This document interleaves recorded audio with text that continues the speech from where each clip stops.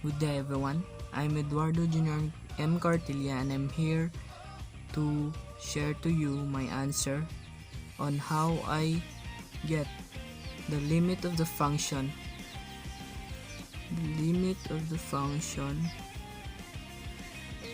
as x approaches to -3. So is question mark. So first things first to do is to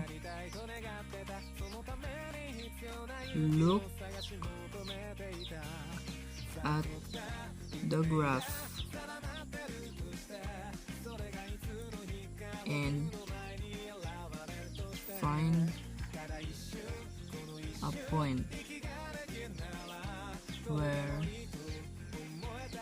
x is equal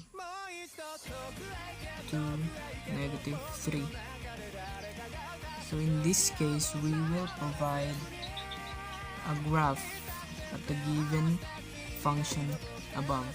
So I made this graph recently. Then step 1 is to look at the graph and find the point where x is equal to -3. So at x-axis or x-intercept, you can see that the negative integers are in the left side. So x -3, so here. Next step is, in order to determine its limit,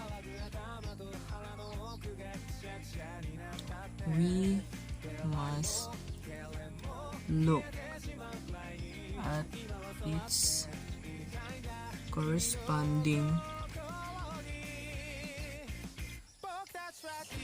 y value to know the limit. So in this case, in step number 2, in order to determine its limit, we must look at its corresponding y value to know the limit. So in the graph, based on the graph, if x is equal to -3, then if this curve or graph approach at x is equal to -3, then you see that it has a null, but it doesn't matter if we are finding the limit of its function.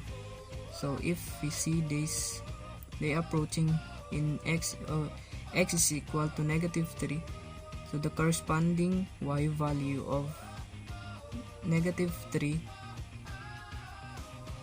is y is equal to 1. So we can conclude that since the x approaches to -3 is equal to y equal to 1, then we can say that the limit of the function x approaches to -3 is equal to 1.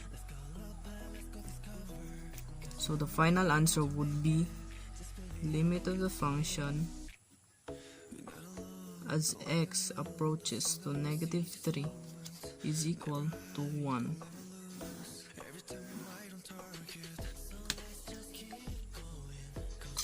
Okay, so I use my camera phone only and ring light to provide this video record presentation to become successful.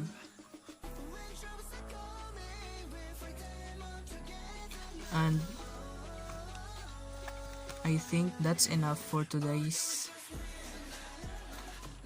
video, and hope you'll learn.